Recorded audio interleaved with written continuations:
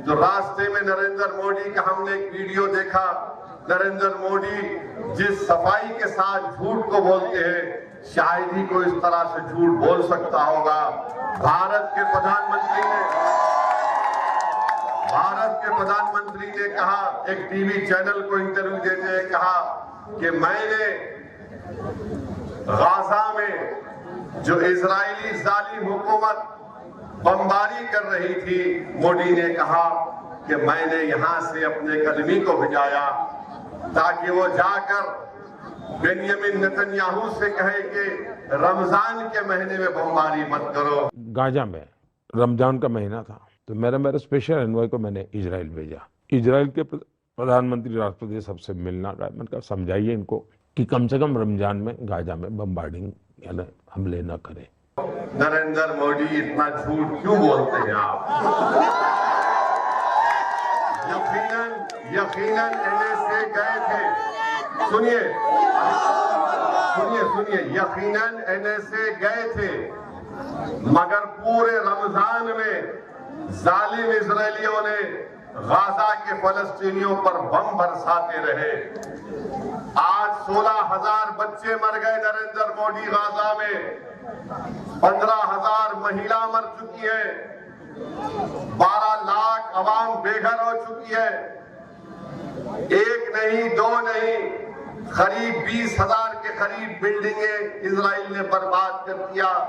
और भारत के प्रधानमंत्री झूठ बोलकर कह रहे कि मैंने भिजाया था इजराइल को, ये मुझे खामखा घेर लेते हैं मुसलमानों के नाम लेकर। मोदी जी, कोई नहीं घेरता, आप घेरने का काम करते हैं, मगर इंशाअल्लाह ताला अब हम आपके घेरे को तोड़कर निकलेंगे इंशाअल्लाह। आप बताइए, सुनिए, भारत के प्रधानमंत्री जो कह रहे हैं कि मैंने इजराइल को कहा कि रमजान में बमबारी मत करो। आज स्पेन में एक भारत की कश्ती जिसमें 27 टन का हथियार था, असला था, एक्सप्लोजिव थे, उसको स्पेन की हुकूमत ने कहा कि तुम स्पेन में आकर कश्ती को अंदर नहीं ला सकते। वो चेन्नई से जा रही थी इजराइल को। बोलो प्रधानमंत्री, क्या ये सच है या झूठ है? अरे आप दे रहे हैं इजराइल को असला। हैदराबाद में एक एल्बिट कंपनी है, वहां से ड्रोन बनकर जा रहे हैं और भारत के प्रधानमंत्री कह रहे हैं कि मैंने इजराइल को कहा था कि रमजान में बमबारी मत करो। अरे मोदी जी, अगर आप इतने ताकतवर हैं तो इजराइल ने तुम्हारी बात क्यों नहीं सुनी? जब आपके भक्त कहते हैं कि मोदी जी ने यूक्रेन में जंग रुका दी, तो ये तो छोटी बात थी।